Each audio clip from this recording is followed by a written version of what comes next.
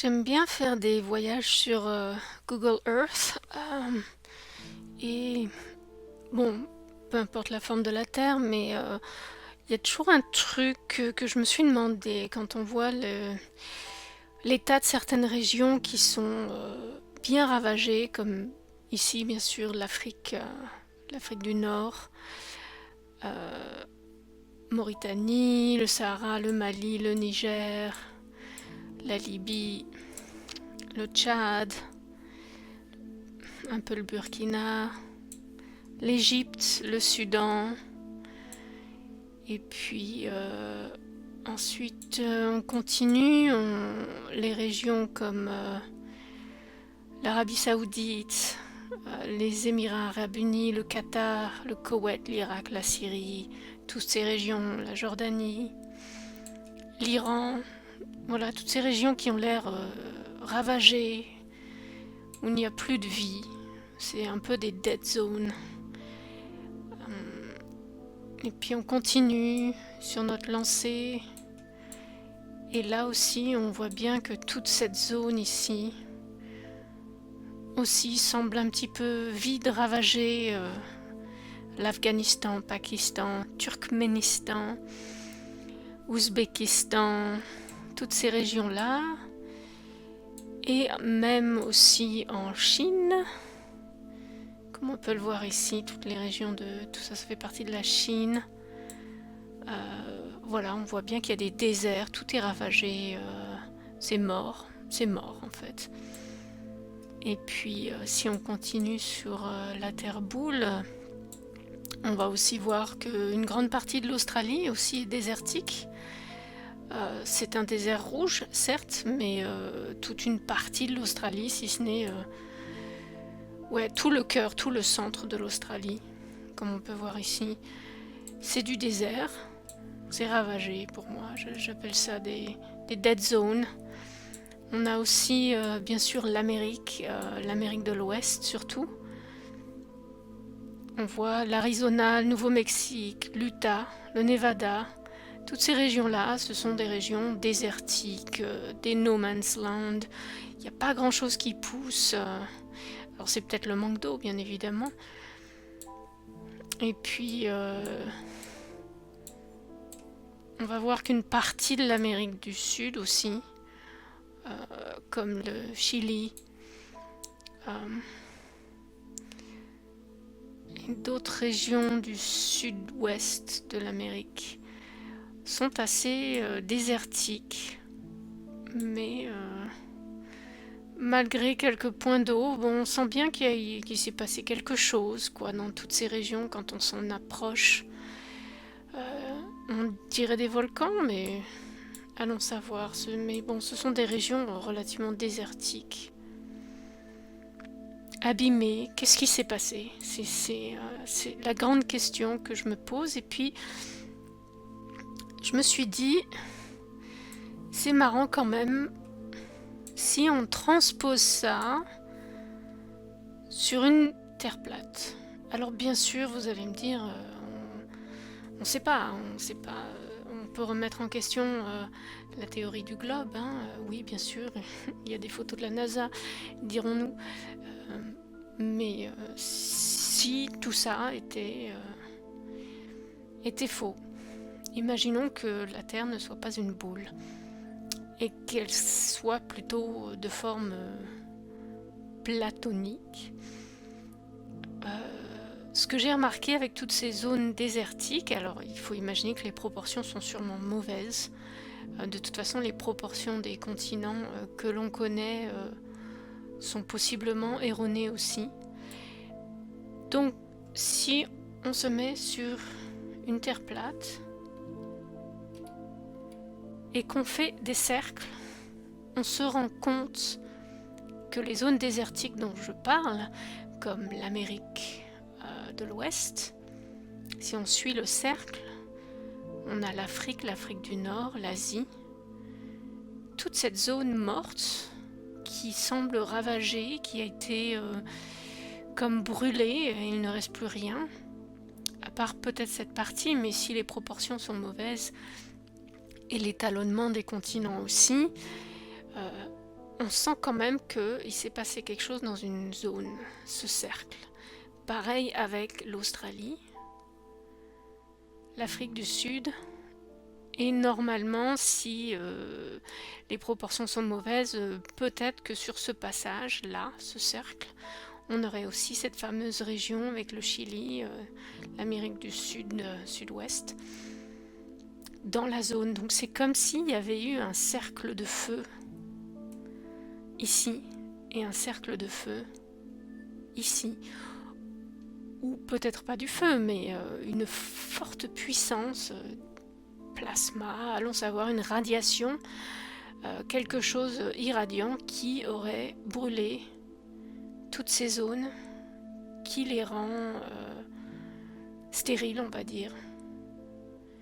Voilà, c'est la chose qui m'avait un petit peu titillée en voyant toutes ces zones. Je me suis dit, tiens, est-ce que si on mettait ça, si on transposait ça sur une terre plate, mais même sur une terre boule, si on va sur cette terre boule transposée, donc voici l'hémisphère nord et voici l'hémisphère sud. Et on se rend bien compte quand on suit par exemple ces deux lignes ensemble et qu'on les suit, on retrouve encore ce schéma qui englobe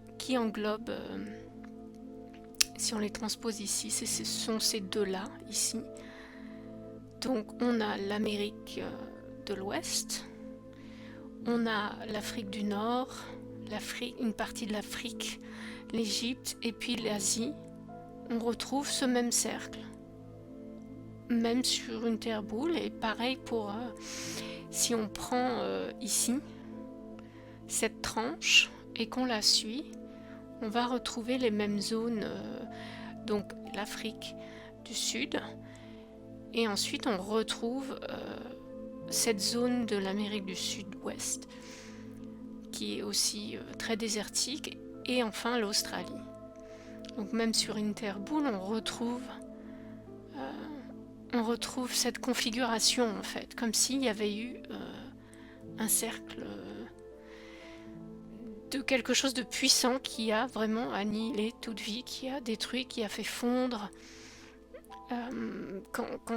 Quand on s'intéresse un petit peu au vieux monde, ce qu'on appelle Tartarie, mais je vous laisse faire vos recherches là-dessus, on retrouve certaines zones qui ressemblent à des zones désertiques, des montagnes, et en fait quand on fait des recherches un peu plus poussées, on voit que certaines petites montagnes qui ressemblent à des montagnes en fait sont des structures, des ruines avec de la roche fondue et aussi de la brique fondue. Donc ce qui semble être des montagnes naturelles en fait sont des structures qui ont été montées à température d'une façon ou d'une autre par la chaleur ou par l'irradiation, une force extrêmement grande qui a fait fondre toutes ces parties-là. Donc est-ce que ça peut être quelque chose en cercle, soit le passage d'une arme ou peut-être du soleil qui aurait déraillé, qui aurait été peut-être un soleil qui aurait surchauffé. Alors j'ai pas envie de dire surchauffé parce qu'il me semble que le soleil n'est pas une boule de feu qui chauffe. En fait, ce sont des rayons de la radiation, et ça ne chauffe que quand c'est proche de la Terre. Donc c'est peut-être, en ce qui me concerne, un phénomène lié à l'électromagnétisme, puisque plus on monte dans le ciel, et moins le soleil est chaud. Donc ce ne sont pas des rayons de chaleur, ce sont des rayons de la radiation qui permettent de chauffer, mais seulement en s'approchant de la Terre. Peut-être que le soleil est parti en vrille, on va dire, et si la Terre était plate, la course du soleil au niveau de l'hémisphère nord aurait pu irradier toute cette zone, Et ensuite, lorsqu'il passe en hiver pour les gens de l'hémisphère nord, c'est-à-dire que le soleil s'écarte et passe à l'hémisphère sud, il aurait pu faire la même chose lors de sa course. Comme la carte est sûrement pas aux proportions de ce qu'est vraiment la Terre, de toute façon, c'est difficile. On ne peut que théoriser, en fait, voilà. Donc, pourquoi pas un soleil qui part en sucette et qui irradie les zones. Ou bien une arme de destruction massive à énergie dirigée qui aurait fait, qui aurait fait ces régions en cercle.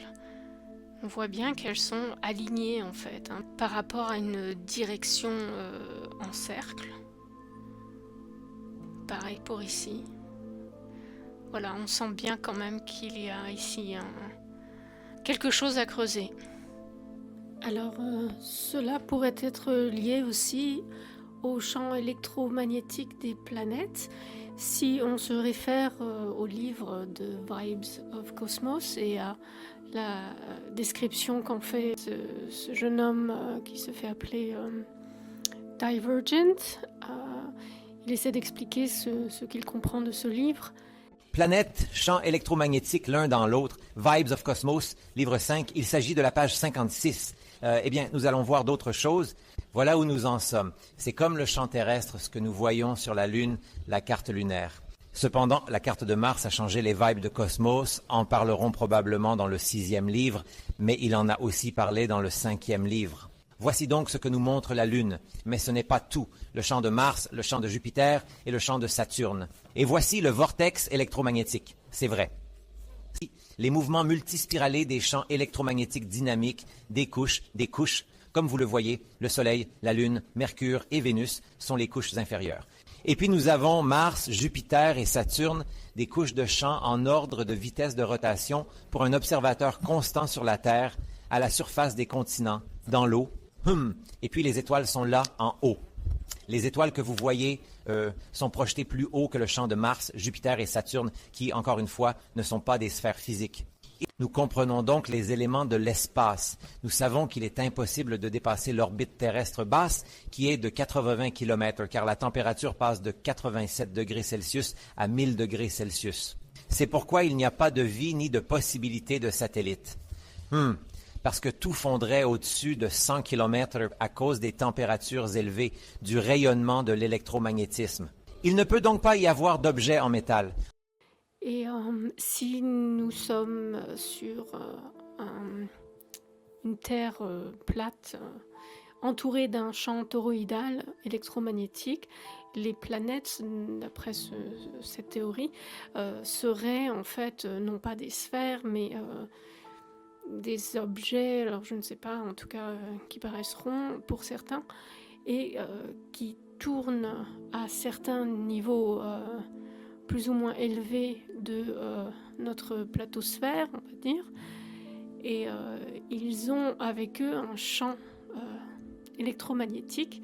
Alors ça paraît tourner en cercle, mais en fait c'est un peu plus complexe que ça, et peut-être que l'un de ces champs magnétiques se serait détraqué et peut-être serait à la source de la destruction de ces cercles sur la Terre. Et personnellement, je pencherais peut-être pour Saturne, puisque Saturne, il y a comme un culte autour de Saturne. Saturne, Satan, le cube de Saturne. Aussi, quand on regarde Saturne avec son anneau, ça ressemble à un œil, comme l'œil unique. Donc bon, chacun théorisera ce qu'il veut. Pourquoi pas. C'est peut-être pour ça d'ailleurs qu'il y a un culte sur Saturne, parce que peut-être que le champ magnétique de Saturne aurait créé cette destruction et permis un reset. Voilà, donc de là à idolâtrer Saturne, pourquoi pas. Une autre théorie possible.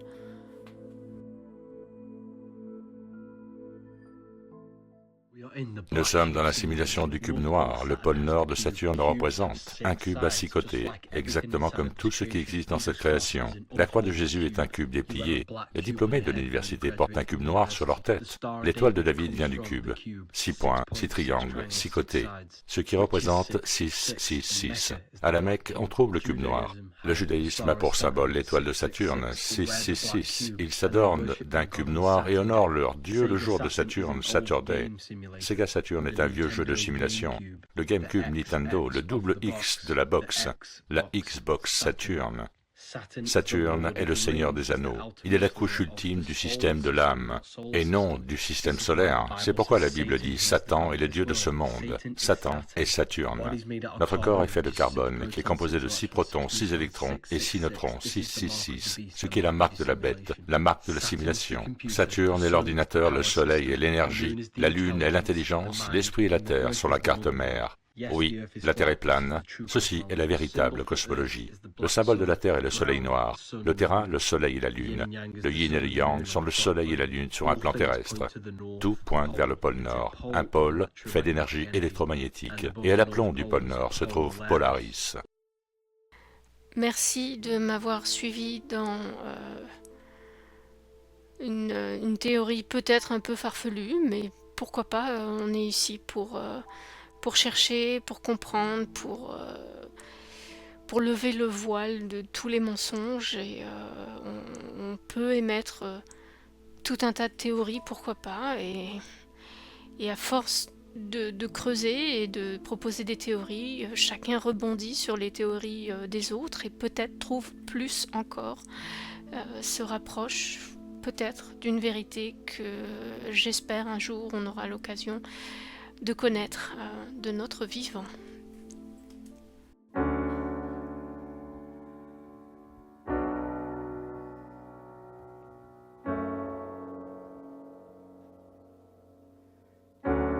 Je rêvais d'un autre monde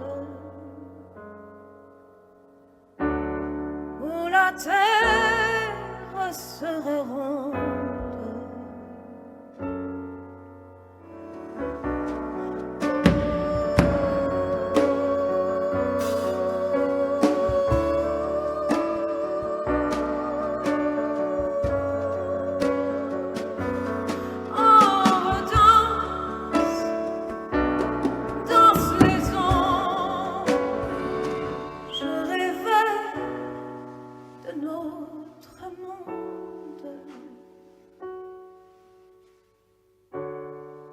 La terre est bien ronde.